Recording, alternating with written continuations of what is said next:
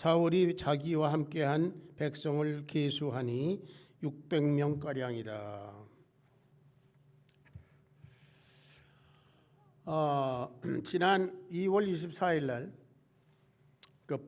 러시아 대통령 푸틴이 특수 군사작전이라 하는 그런 명목으로 우크라이나를 침공해서 전투가 벌어진 뒤 전쟁하고 있는 지금 석 달이 넘었습니다.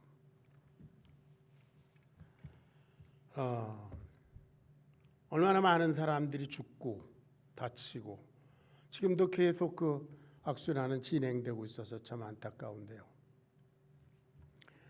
얼마 전에 신문에서, 미국 신문에서 그 정치 만평 그 만화를 본 적이 있습니다. 그 러시아의 장군 하나가 푸틴하고 대화를 하는데 푸틴이 장군에게 묻습니다. 도대체 얼마나 많은 사람이 죽어야 이 전쟁이 끝날 건가? 이렇게 물으니까 장군이 대답하기를 한 사람만 죽으면 됩니다. 그랬어요. 예, 푸틴 한 사람만 죽으면 전쟁은 오늘이라도 끝나는데요. 죄 없는 많은 사람들이 죽어가고 있는 것 참 안타깝습니다. 그런데 이 전쟁은 애초부터 안 되는 전쟁이었습니다. 여러분 아시는 대로 러시아는 핵보유국인데다가 미국을 다음으로 2등이니 3등이니 하는 그런 군사 대국이고 인구도 1억 5천만이나 되고 뭐 그런 큰 나라입니다. 그런데 거기에 비해서 우크라이나는 전쟁에 뭐 별 준비도 안 돼 있고 인구는 4,300만밖에 안 되는 그런 나라입니다. 그래서 많은 우크라이나 사람들이 두려워서 전쟁을 피해서 이웃 폴란드나 뭐 루마니아, 체코슬로바키아 이런 데로 다 지금 피난을 가고 있고요. 예. 러시아는 지금 3면에서 공격을 해오고 있습니다. 북쪽 수도를 향해서 북쪽에서 그리고 또 중부에서 그리고 남부에 크리미아 반도의 남부에서 이렇게 파상 공세를 하고 있습니다. 우크라이나는 지금 전전긍긍하면서 미국을 비롯한 나토 국가들에게 애타게 지원을 요청하고 있는 그런 상황입니다. 이런 비슷한 상황이 오늘 본문 말씀에 이스라엘과 블레셋 사이에 있어서 전쟁으로 나타납니다. 블레셋은 병거가 3만, 마병이 6천, 그리고 병사들은 해변의 모래와 같이 많다. 이런 데 비해서 이스라엘 군대는 어떻습니까? 고작 몇 명이라고 그랬어요? 600명밖에 안 돼. 병거 3만, 병사들, 해변의 모래 같은 숫자, 그거 빼고 말탄 병사, 마병만 6천이라고 그랬는데 이스라엘 백성들 그 가운데서 전쟁하고자 나온 사람은 불과 600명밖에 안 됩니다. 그리고 그들의 무장 상태는 아주 형편없습니다. 사무엘상 13장 19절 21절을 한번 보시겠습니다.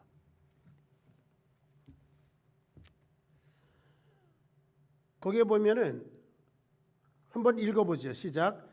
그때에 이스라엘은 온 땅에 철공이 없었으니 이는 블레셋 사람들이 말하기를 히브리 사람이 칼이나 창을 만들까 두렵다 하였습니다. 온 이스라엘 사람들이 각기 보습이나 삽이나 도끼나 괭이를 버리려면 블레셋 사람들에게로 내려갔는데 곧 그들이 괭이나 삽이나 쇠스랑이나 도끼나 쇠채찍이 무딜 때에 그리하였으므로 싸우는 날에 사울과 요나단과 함께한 백성의 손에는 칼이나 창이 없고 오직 사울과 그의 아들 요나단에게만 있었더라. 이것이 이스라엘 백성들의 무장 상태였습니다. 수적으로도 열세, 말할 수 없이 열세인데다가 무장도 사울 왕하고 그 아들 요나단만 칼 이런 게 있고 나머지는 백성의 손에는 칼이나 창이 없고 뭐 또 쇠쇠랑이나 도끼나 뭐 이런 농기구들을 가지고 나온 거예요. 오합지졸입니다. 애초부터 싸움이 안 되는 전쟁입니다. 그래서 이 백성들은 여기 본문에 있는 대로 두려워서 떨며 굴과 뭐 산으로, 웅덩이로, 바위 틈으로, 수풀로 다 숨어 있고, 또 많은 이 이스라엘 사람들이 요단강을 건너서 동쪽으로 다 피난 갔습니다. 지금 우크라이나와 러시아 전쟁과 거의 흡사한 그런 상황입니다. 게임이 안 됩니다.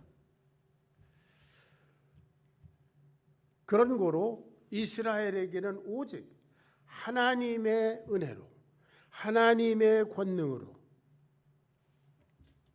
이 전쟁에 임할 수밖에 없는데요. 지도자 사울이 그 하나님의 은혜와 하나님의 권능을 덧입는데 실패했습니다. 안타까운 일이죠. 믿음 없이 행동을 했다. 무엇을 했나? 다급하니까 이 사람이, 백성들은 자꾸 군사 600명가량 남고 나머지는 다 도망가고, 그리고 적군은 계속 도전해오고, 사무엘은 오겠다고 하는 날짜에 안 오고, 왜냐하면 사무엘이 와서 번제와 화목제를 하나님께 드리고 그리고 전쟁을 하기로 했는데, 그러니까 다급한 나머지 어떻게 했어요? 번제물과 화목제물을 가져와라. 내가 제사 드리자. 그래서 그가 제사를 드렸습니다. 사무엘에 도착해서 책망합니다. 어떻게 이런 일을 행했냐? 왜 하나님이 금하신 일 했냐? 하나님이 명령하시지 않았냐? 레위기에 반복적으로 명령하신 게 뭔가? 하나님께 대한 번제나 화목제나 기타 제사는 오직 레위 사람들만 해라, 제사장들만 해라 그랬어요. 그런데 사울이 제사장만이 하라고 하나님이 명령하신 그 명령을 무시하고 자기가 드렸습니다. 왜 그랬다고 그랬어요? 왜 그랬다고 그랬어요? 12절을 읽어볼까요? 12절 다 같이. 이에 내가 이르기를 블레셋 사람은 나를 치러 길갈로 내려오겠거늘 내가 여호와께 은혜를 간구치 못했나이다 하고 부득이하여 번제를 드렸나이다. 부득이하여, 형편이 그럴 수밖에 없었습니다. 사무엘은 오지 않고 백성들은 하나둘 다 도망가고 적군은 계속 밀려 도전해오고, 하나님께 은혜를 구하는 제사를 드려야 될 텐데 사무엘 당신은 안 오고, 그래서 부득이하여 내가 했습니다. 이 말 되는 것 같아요. 다른 말로 하면 부득이하여, 형편상 내가 하나님의 말씀을 거역했습니다. 그거잖아요.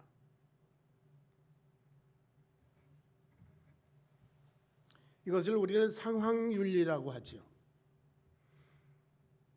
어떤 규범이나 하나님의 말씀이나 법보다 상황이 더 중요하다. 형편 닿는 대로 한다. 맞는 얘기 같지만 하나님의 백성에게는 해당이 되질 않습니다. 하나님은 절대적으로 거룩하신 분이기 때문에 그분의 말씀을 거역하면 안 되는 거죠. 상황을 초월해서 역사하시는 하나님을 믿어야 하는 줄로 믿습니다. 하나님은 상황을 초월하신 분. 오늘 서두에 말씀드렸지만 애굽은 바로는 추격해오고 앞에는 요단강이 가로놓여 있고 옴짝달싹할 수 없습니다. 절체절명의 그 순간에 상황윤리로 보면 어떻게 해요? 둘 중에 하나예요. 물에 빠져 죽든지 아니면 바로의 칼날에 죽든지 아니면 바로의 노예가 되든지. 그러나 하나님의 백성들에게는 그런 선택이 있는 것이 아닙니다. 하나님께서 어떻게 하시느냐? 하나님을 기다려야 했습니다. 사울이 왜 이런 짓을 했나? 제사장만이 해라 하는 하나님의 말씀을 거역하고 자기가 스스로 번제를 드리고 화목제를 드리고 왜 그랬나? 그가 교만했다는 것입니다.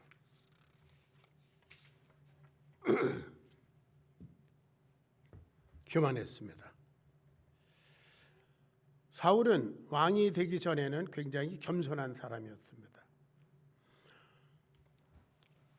아버지의 암나귀를 찾아서 이렇게 헤매다가 사울을 우연처럼 만났을 때 사울이 내가 말하길 내가 하나님께서 지시하시는 이스라엘의 왕이 될 거야 이렇게 말했을 때 이 사람은 극구 거절합니다.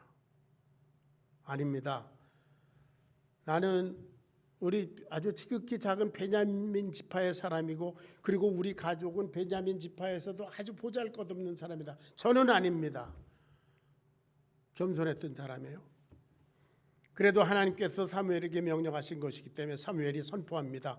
이스라엘 백성들에게 이 사람이 너의 왕이다. 사울이 너의 왕이 될 거다. 사람들이 막 사울을 찾으러 다닙니다. 사울이 어디 있었어요? 무슨 짐꾸러미 속에 숨어 있었습니다. 이렇게 순진하고 수줍음을 타는 사람. 그런데 이 사람이 왕이 되어 교만해졌습니다. 왕은 무슨 일이든지 다 할 수 있다는 그런 착각에 빠졌습니다. 그런데다가 상황은 아주 위급합니다. 그러니까 부득이하여 내가 하나님의 말씀을 어겼습니다. 그런 말이잖아요. 그것이 교만입니다. 하나님의 백성이 하나님의 말씀을 제쳐놓고 내가 알아서 하려고 하는 것, 그것이 교만이에요. 여러분, 하나님 앞에 교만하다가 망한 사람 또 있어요. 역대하 26장 16절 19절을 한번 봅니다.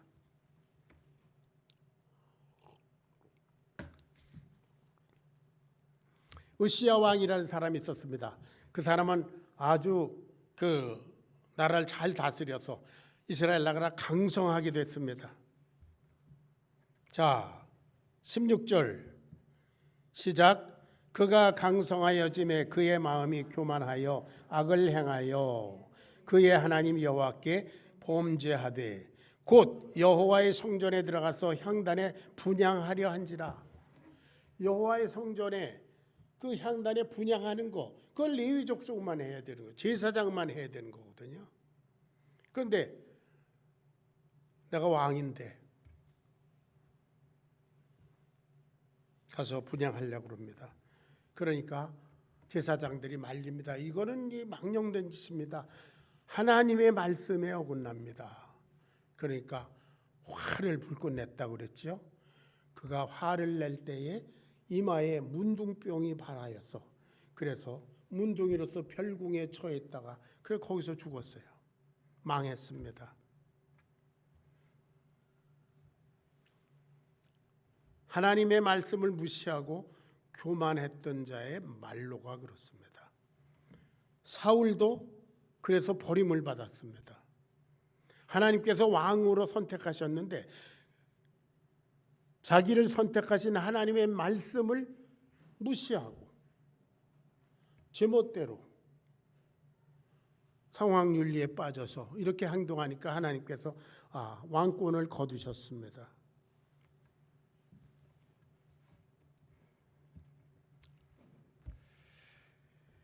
자, 형편이 급박했습니다. 전쟁을 앞에 두고 백성들이 두려워서 떠나고 번제를 드려야 될 사무엘은 오지 않고 블레셋은 공격하려고 지금 호시탐탐하고 그런 상황윤리 때문에 자기가 스스로 번제를 드림으로써 하나님의 명령을 정면으로 거역했습니다. 오늘날 우리 그리스도인들도 쉽사리 빠지는 함정입니다. 상황이 그렇기 때문에 형편상 그렇게 할 수밖에 없으니까, 환경이 그래서 모든 사람들이 원하니까, 그래서 부득이해서 하나님의 말씀은 이렇지만 모든 사람이 다 딴 생각을 하니까. 여러 번 말씀드렸지만 하나님의 나라는 다수결에 있지 않습니다. 모든 사람이 다 좋아해도 하나님이 아니라 그러면 아닌 거예요. 아멘. 하나님은 절대적인 분이시기 때문입니다.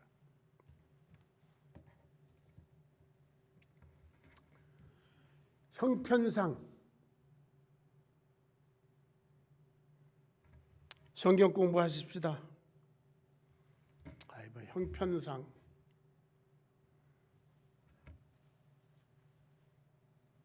지난주에 예배에서 못 뵀는데요. 아마 그럴 일이 좀 있었습니다. 부득이해서 빠졌습니다. 얘기를 들어보면 뭐 그렇게 부득이한 것도 아니에요. 다음에 해도 될 일이지만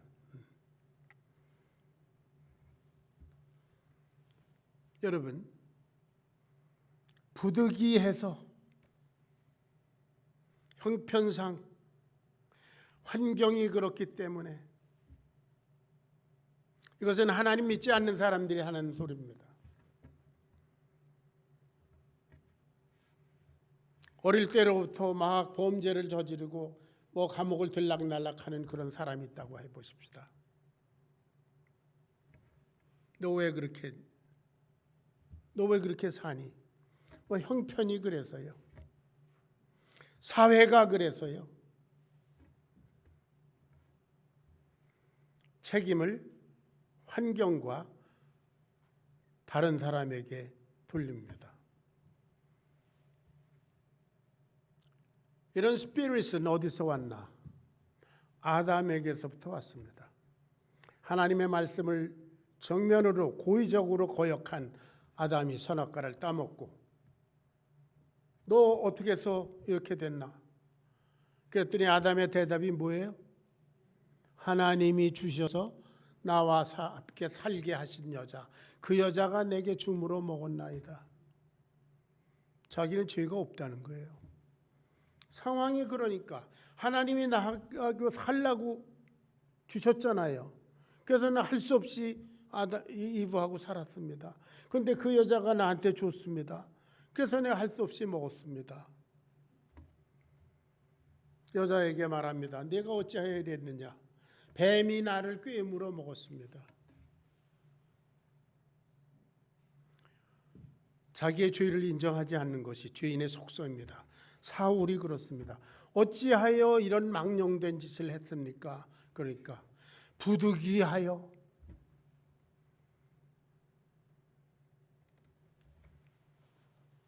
이스라엘 백성들이 하나님의 말씀을 온전히 순종하지 않을 때는 여러 가지 문제를 만난 것을 우리는 이 역사를 통해서 봅니다. 이 지금 전쟁 전에도 블레셋 사람들과 전쟁을 한 적이 있습니다. 그때 4,000명가량인가요? 이스라엘 백성들이 전쟁에서 죽었습니다. 그래서 다 도망했어요. 그래서 그 전쟁에서 도망한 사람들이 이스라엘 백성들에게 왔습니다. 사무엘상 4장 3절 4절을 읽어보겠습니다. 자, 전쟁에서 패퇴한 백성들이 진영으로 돌아옵니다. 3절 4절 시작. 백성이 진영으로 돌아오매 이스라엘 장로들이 이르되 여호와께서 어찌하여 우리에게 오늘 블레셋 사람들 앞에 패하게 하셨는고 여호와의 언약궤를 실로에서 우리에게로 가져다가 우리 중에 있게 하여 그것으로 우리를 우리 원수들의 손에서 구원하게 하자 했습니다. 하나님의 궤, 하나님의 궤는 하나님 자신을 상징하는 것입니다. 하나님의 궤 안에는 뭐가 들었어요? 하나님의 말씀을 새긴 돌판이 들어있습니다. 하나님의 말씀이 들어있어요. 하나님의 궤는 하나님 자신을 상징합니다. 그런데 전쟁에서 패퇴하니까 그래 하나님의 궤를 갖다 놓자. 그래서 우리 원수들의 손에서 구원하게 하자. 경배의 대상인 하나님의 궤, 인생의 중심이 되어야 할 하나님의 궤를 전쟁에서 이기는 방편으로 사용했습니다. 여러분, 그때부터 그 하나님의 궤는 도깨비 방망이고 부적이고 우상으로 전락한 것입니다. 사람이 하나님의 궤를 우지좌지하고 이리저리 옮기고 이렇게 되면 그것은 우상이에요. 전쟁에서 졌으니까 하나님의 궤를 갖다 놓자. 하나님의 궤가 아마 전쟁을 이기게 해줄 거야. 그거는 부적이에요. 다시 말씀드리지만 그건 도깨비 방망이나 하는 짓입니다. 우상 숭배예요.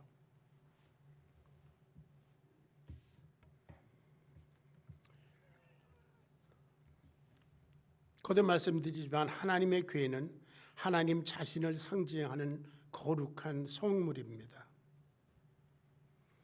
사람이 이리저리로 옮길 것이 아니에요. 한번 이스라엘 역사를 보십시다. 출애굽을 해서 광야에 나온 이스라엘, 그 광야 생활 동안 하나님께서 성막을 만들으라고 하셨죠. 성막의 한가운데는 언약궤, 하나님의 궤가 있었습니다. 그래서 너희들은 이 성막이 움직이면 움직이고 멈추면 한 달이고 1년이고 멈추고 또 움직이면 따라가고 너희들은 이 성막을 언약궤를 따라가라 그랬습니다. 그래서 광야 40년 동안 이들은 성막이 가는 대로 제사장들이 메고 갈 때 그 성막을 따라갔습니다. 그래서 마른 땅을 지나올 때 목말라 죽게 생겼을 때도 거기서 샘물을 주시고요. 굶어 죽게 생길 때도 만나를 내리시고 영양실조로 죽을 것 같을 때에도 메추라기를 보내시고 언약궤를 따라가는 삶 40년 동안 그래서 가나안 땅까지 인도해 오셨습니다.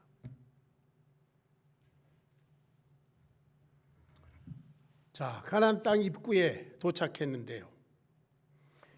그 앞에 요단 강물이 있습니다. 지금은 무릎에 찰 정도로 아주 얕다고 그러는데요. 그때는 언덕에 넘치도록 범람했다고 그래요. 건너갈 수가 없습니다. 여호수아가 하나님께 기도할 때 하나님께서 말씀 주셨어요. 자, 내일 제사장들이 언약궤를 메고 강물로 들어가라. 그리고 백성들은 언약궤를 따라가라. 여러분, 여호수아가 언약궤를 강물 앞에 갖다 놔보자. 무슨 수가 터지겠지. 그렇게 한 것이 아니에요. 하나님께서 언약궤를 너희들은 따라가라 그랬어요. 그래서 따라왔더니 제사장들이 언약궤를 메고 발에 물이 잠기자마자 요단강이 갈라졌다 그랬어요. 할렐루야. 너희는 가만히 서서 하나님께서 하시는 큰 일을 보라. 언약궤를 따라가는 삶이어야 합니다. 자, 요단강을 건넜습니다. 그러고 보니까 거기엔 여리고라고 하는 강대한 성이 있습니다. 이스라엘 백성들은 지난 40년 동안 광야에서 헤맨 이게 오합지졸들인데요. 거기에 수십 년 동안, 수백 년 동안 터를 잡고 있는 여리고성이 강대하게 버티고 있습니다. 형편이 어렵습니다. 그때 하나님께서 여호수아에게 또 말씀하세요. 제사장들은 언약궤를 메고 앞서가고 백성들은 언약궤를 따라가라. 그래서 하루에 한 바퀴씩 7바퀴 돌고 마지막 날에 큰 소리를 지르라. 그래서 여리고성이 무너졌습니다. 하나님의 궤는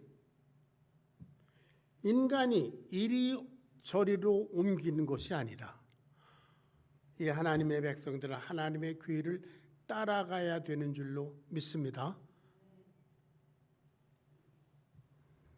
자, 번제. 지금 사울이 드린 번제, 화목제. 이것은 하나님께 드리는 속죄 의식으로서 오늘날 예배를 뜻합니다.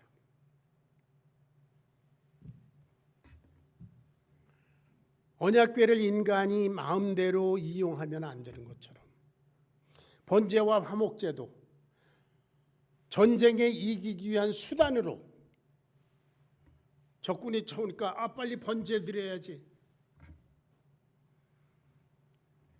하나님께 드리는 번제, 화목제, 그 예배가 수단으로 사용되면 그것 또한 우상이에요.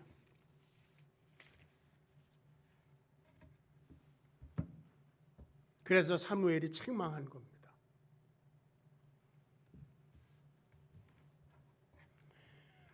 자, 오늘날 예배.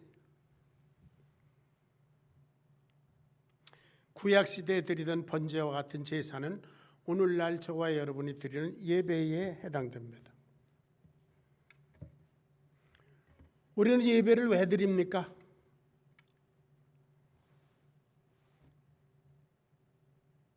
예배에서 우리는 무엇을 합니까?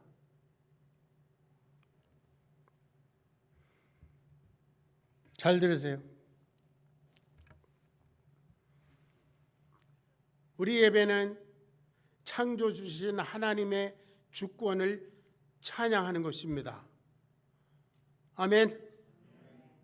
주권자이신, 우주의 주권자이신 하나님을 주권을 찬양하는, 우리의 예배는 우리를 구원하신 하나님의 은혜에 감사를 표하는 것입니다. 세 번째로 우리를 사랑하시는 하나님을 향한 우리의 사랑의 표현입니다. 마음을 드리고 존경을 드리고 우리의 물질을 드리고 그리고 하나님께 몸과 마음을 바쳐드리는 헌신의 결단입니다. 성도로서 마땅히 하나님께 드려야 되는 예배. 그러므로 예배는 우리의 인생의 목적인 줄로 믿습니다.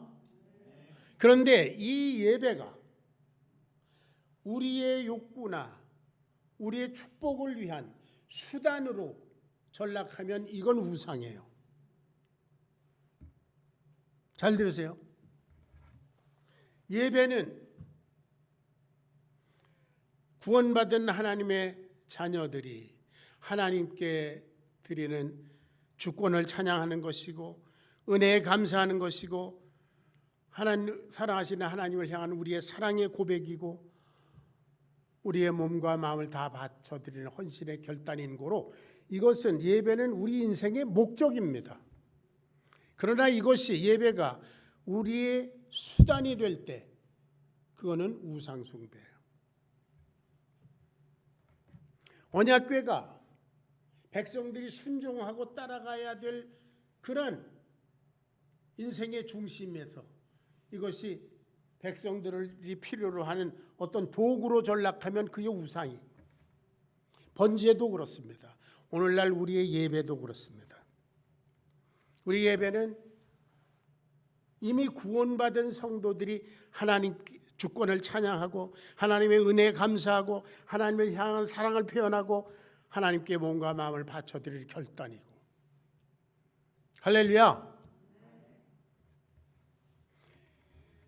이미 축복받은 우리들, 하나님께서 우리에게 주시고자 하는 축복이 뭡니까?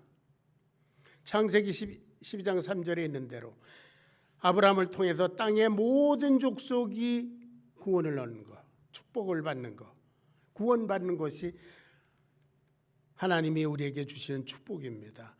저와 여러분 구원받은 성도들입니다. 우리는 이미 축복을 받은 사람들인 줄로 믿습니다. 그래서 예배는 아무나 드리는 게 아니에요. 예배는 드릴 권리가 있는 사람이 드리는 겁니다. 누구예요? 하나님의 자녀된 저와 여러분. 예수 그리스도를 주를 영접해서 하나님의 자녀된 구원받은 성도들이 인생의 목적으로 드리는 것이 예배입니다. 예배당 자리에 와서 앉아 있다고 예배 드리는 게 아닙니다. 하나님과 상관없는 사람이 여기 와 앉아 있다.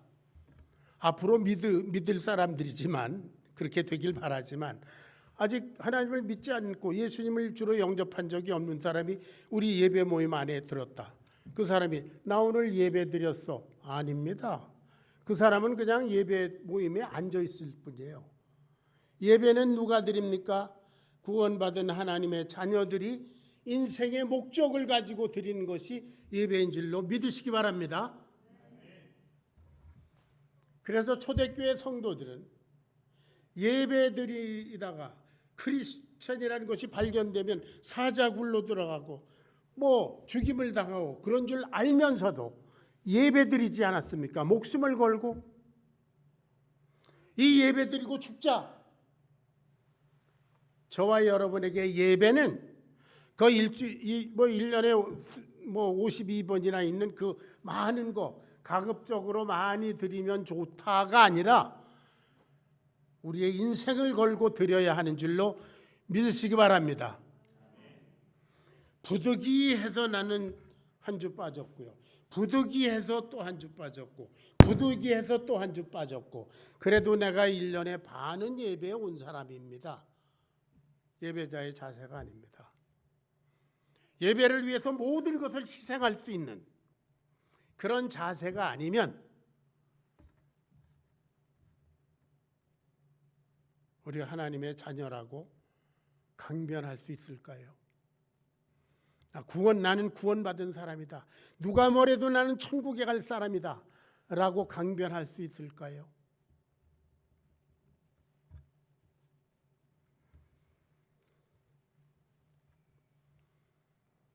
근데 우리 한국 사람들에게 특별히 유행하는 말이 있습니다.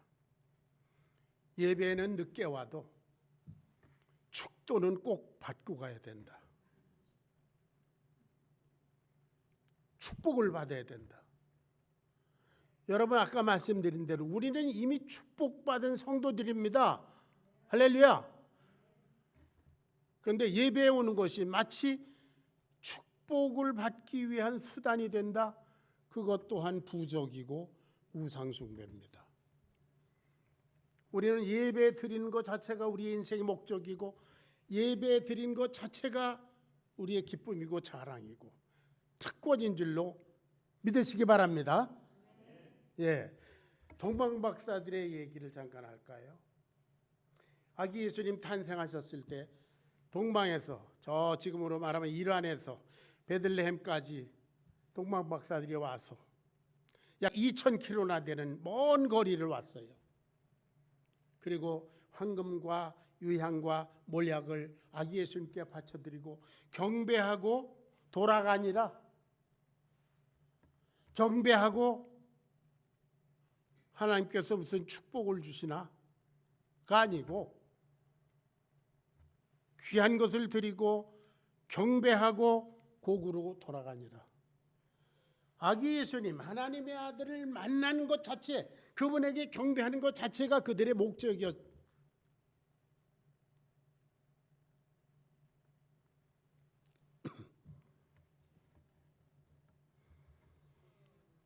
구약시대의 언약궤, 하나님의 말씀이 새겨져 있는 돌판을 넣은 언약궤는 오늘날 성경과 예수님을 상징하는 것입니다.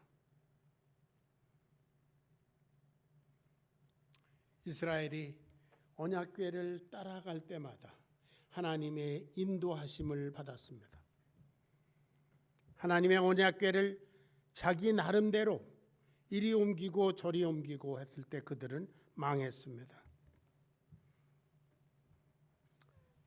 예수님의 말씀을 들어보겠습니다. 요한복음 10장 27절 28절.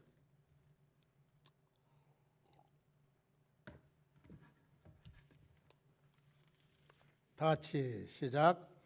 내 양은 내 음성을 들으며 나는 그들을 알며 그들은 나를 따르느니라. 내가 그들에게 영생을 주노니 영원히 멸망치 아니할 것이요 또 그들을 내 손에서 빼앗을 자가 없느니라. 예수님 말씀입니다. 저와 여러분을 예수님께서 목숨을 걸고 우리를 쥐고 계시다. 내 양은 내 음성을 들으며, 예수님의 음성은 이렇게 기록된 성경으로 우리 가운데 주어져 있습니다. 내 양은 내 음성을 들으며 뭐예요? 이 말씀에 순종한다는 거죠. 나는 저희를 알며. 여러분, 예수님이 우리를 아신다는 것이, 우리의 형편과 사정을 다 아신다는 것이 얼마나 큰 은혜입니까? 부득이하여 내가 하나님의 말씀을 거역했나이다, 이렇게 말할 때 그 부득이한 사정이라는 거 예수님이 다 아신다는 거잖아요. 내 양은 내 음성을 들으며 나는 그들을 알며 그들은 나를 뭐라고요? 따르느니라. They follow me. 저와 여러분은 인생을 걸고 예수님을 따라가게 되기를 축원합니다. 예수님은 우리가 따라갈 존재이지, 예수님을 따라오게 하면서 이렇게 해주세요, 저렇게 해주세요, 지켜주세요, 뭐 해주세요, 보태주세요. 예수님이 무슨 해결사도 아니고요. 마치 언약궤를 여기 갖다 놓고 저기 갖다 놓고 제멋대로 그렇게 하는 이스라엘 백성들처럼 오늘날 얼마나 많은 사람들이 예수님에게 기도라는 것을 빌려서 예수님이 이렇게 해주세요, 저렇게 해주세요. 내 양은 내 음성을 들으며, 주님의 양은 먼저 주님의 말씀, 음성을 들은다고 그랬는데 들을 생각은 안 하고, 나 이게 필요합니까? 저렇게 필요합니다.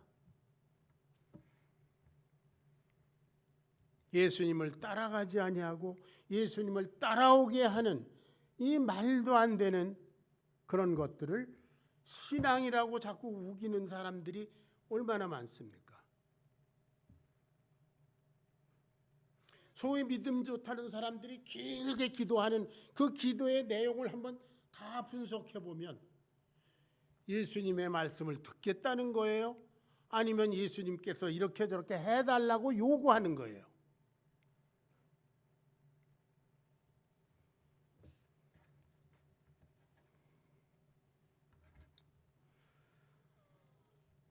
예수님께서 제자들에게 주신 새 계명이 있지 않습니까? 새 계명. 옛날 계명 말고 새 계명. 요한복음 13장 34절. 내가 너희를 사랑한 것 같이 너희가 서로 사랑하라.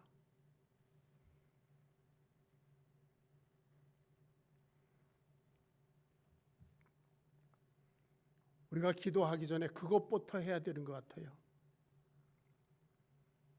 마태복음에서 예수님께서 말씀하신 그 유명한 말씀이 또 있지 않습니까? 너희가 제단에서 예물을 드리러 가다 내 형제와 불화한 것이 있으면 예물 놔두고 예배 관두고 가서 먼저 화해하고 와서 예물 드리라고 그랬잖아요. 그런데 예물 드리고 제사 드리고 예배 드리고 하는 거에만 주님의 말씀은 순종하지 않습니다.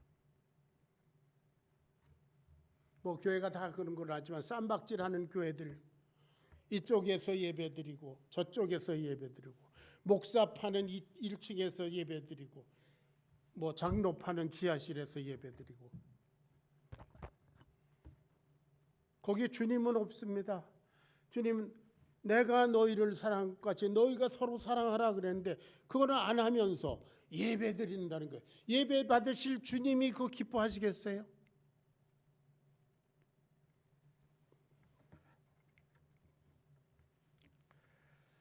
성경 말씀에 절대적으로 순종할 각오로 이 말씀을 대하지 않고 성경 말씀에서 내가 필요한 게 뭔가 한 구절 두 구절 빼서 사용합니다.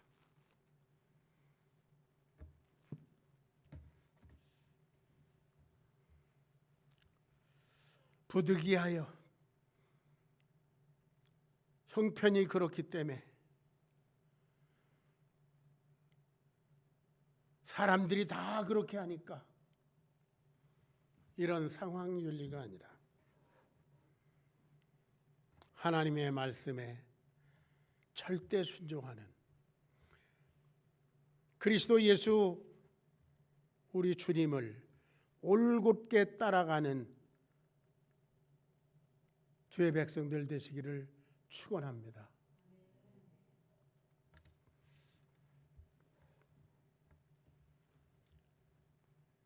예배와 성경 말씀을 대하는 우리의 마음의 자세를 점검해 보시길 바랍니다. 예배는 내 인생의 목적이다. 다 같이 예배는 내 인생의 목적이다.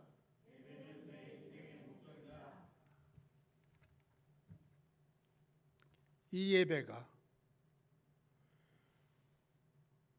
수단으로 바뀌는 그 순간 예배는 우상 숭배가 됩니다. 저와 여러분에게 있어서 예배는 인생의 목적인 줄로 믿으시기 바랍니다. 기도하겠습니다. 단하신 주님, 이 많은 인생들 가운데서 저희들을 예배자로 불러주시고 하나님께 예배드릴 수 있는 특권을 주심을 감사합니다. 저희들이 하나님께 예배드리는 삶을 이 공적 예배뿐만 아니라 생활 속에서 드리는 예배, 어디서나 드리는 예배, 그것이 우리 인생의 목적이 되기를 원합니다. 성경 말씀에 기초해서 하나님께서 받으심직한 예배를 인생의 목적으로 알고 충성스럽게 주님의 뒤를 따라가는 주의 백성들 다 되도록 인도하여 주시옵소서. 예수님의 거룩하신 이름 받들어 간절히 기도하옵나이다. 아멘. 다 같이 일어서서 나는 하나님을